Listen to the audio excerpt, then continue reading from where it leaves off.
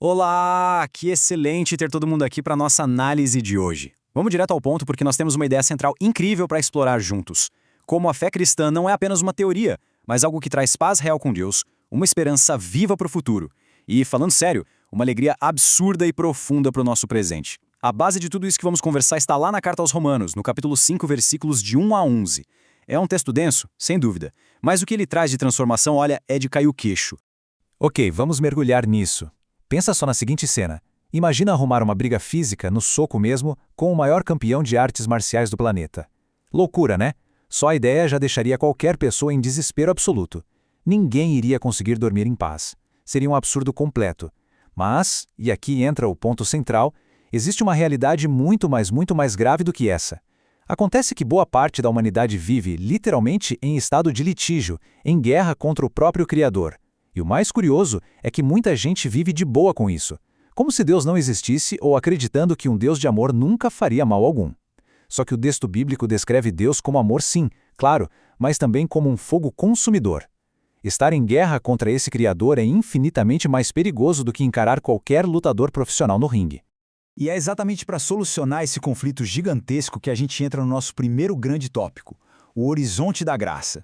Sabe aquela palavra horizonte? Ela é fantástica. Ela evoca logo de cara aquela linha lá do fundo, aquele ponto de encontro maravilhoso e belo entre o céu e a terra. É uma imagem que traz alívio, desperta a esperança e faz a gente querer olhar para frente.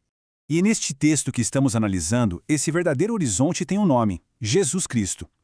Ele é de fato o ponto de encontro definitivo entre o céu e a terra. É o Filho de Deus vindo ao mundo com um propósito muito claro: reconciliar pecadores com o Senhor. Quando a gente olha para esse horizonte da graça, a gente percebe que tem um recomeço totalmente garantido. Para quem está aí lutando, sem forças, exausto de tentar se justificar pelos próprios méritos, nossa, esse horizonte é a âncora firme que estava faltando.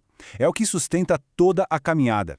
Bom, compreendendo esse ponto de encontro, a gente avança para o nosso próximo passo: paz com Deus.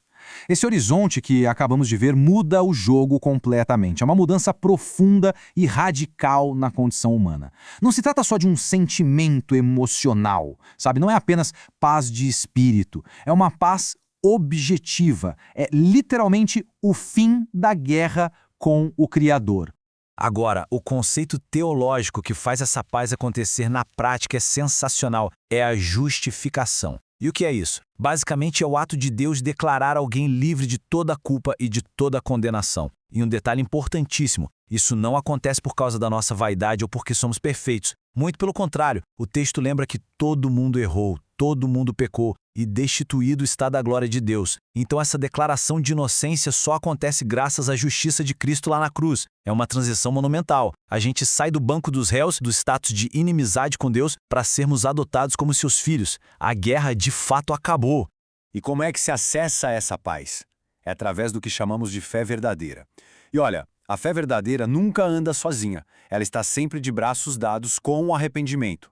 Juntos, eles funcionam como instrumentos da graça e englobam quem nós somos por inteiro. Envolve nosso entendimento intelectual, porque não é uma crença cega, precisa fazer sentido na mente. Envolve a convicção emocional, atingindo profundamente o coração. E, por fim, envolve a ação volitiva, ou seja, a nossa vontade. É aquela vontade real e genuína de dar meia volta, mudar de direção e viver para agradar ao Senhor. Tudo isso leva a gente para o próximo ponto, o propósito das lutas. E aqui surge uma pergunta que, confesso, parece totalmente contraintuitiva. Como é possível ter alegria e segurança quando enfrentamos dificuldades intensas, dias péssimos e aflições? Porque o texto diz que quem tem paz com Deus pode se alegrar em meio às tribulações. Peraí, isso significa amar o sofrimento? Lógico que não, de forma alguma. Mas significa compreender de verdade o que esse sofrimento está produzindo. Vamos avançar e ver como isso se desenvolve. O apóstolo Paulo descreve aqui um ciclo virtuoso, um processo sequencial incrivelmente lógico. Olha só, começa com as tribulações, mas, em vez de simplesmente causarem dor, essas lutas geram a perseverança. A perseverança, quando exercitada e trabalhada na gente, produz o caráter aprovado. E adivinha? Esse caráter aprovado é o que fortalece a nossa esperança para o futuro. É um processo maravilhoso onde as lutas passam a trabalhar a favor do indivíduo, promovendo o crescimento em vez de pura destruição. Para a gente visualizar esse processo na prática, vale muito a pena olhar para uma alegoria fascinante tirada do mundo da ciência. É o caso do projeto Biosfera 2, um experimento gigantesco que aconteceu no deserto do Arizona, lá entre os anos de 1987 e 1991. Os cientistas montaram uma estrutura gigante de vidro e aço totalmente vedada, tipo uma bolha mesmo, e colocaram várias espécies de árvores lá dentro. As condições eram absolutamente perfeitas. Luz do sol filtrada na medida certa, um solo riquíssimo em nutrientes, água sobrando e ausência total de pragas. As árvores tinham tudo, mas tudo mesmo para prosperar. No entanto, esqueceram de um elemento crucial que ficou de fora dessa redoma perfeita. O vento. O ambiente lá dentro tinha zero vento. E os resultados no Arizona foram chocantes. No comecinho, as árvores cresceram com uma rapidez incrível. Parecia um sucesso absoluto. Mas logo o problema apareceu. As árvores não tinham integridade estrutural. Elas começaram a desabar, tombar umas sobre as outras e morrer sob o próprio peso. Sem a resistência do vento, elas cresceram rápido demais por fora, mas ficaram completamente fracas por dentro. E isso ilustra brilhantemente o conceito biológico de estresse eólico. O estresse eólico é exatamente esse atrito ambiental, sabe? O vento batendo e balançando a árvore. Essa resistência contínua que obriga a planta a desenvolver um tronco forte e a mandar suas raízes lá para o fundo, garantindo sua sobrevivência a longo prazo. Transportando isso para a esfera espiritual de Romanos, as tribulações são o nosso estresse eólico, e Deus permite que elas aconteçam. O Criador não envia as lutas para causar um colapso e derrubar a gente, mas sim para forçar as raízes a irem mais fundo, gerando assim a perseverança e o caráter aprovado que vão nos sustentar pela vida toda. Entendendo muito bem o propósito das lutas, a gente chega ao fundamento da alegria. Porque, convenhamos, a capacidade de se alegrar no meio do estresse hélico não é fruto do mero otimismo humano, daquele papo de pensar positivo que tudo se resolve. Nada disso. Existe um alicerce muito maior e absurdamente sólido sustentando essa alegria.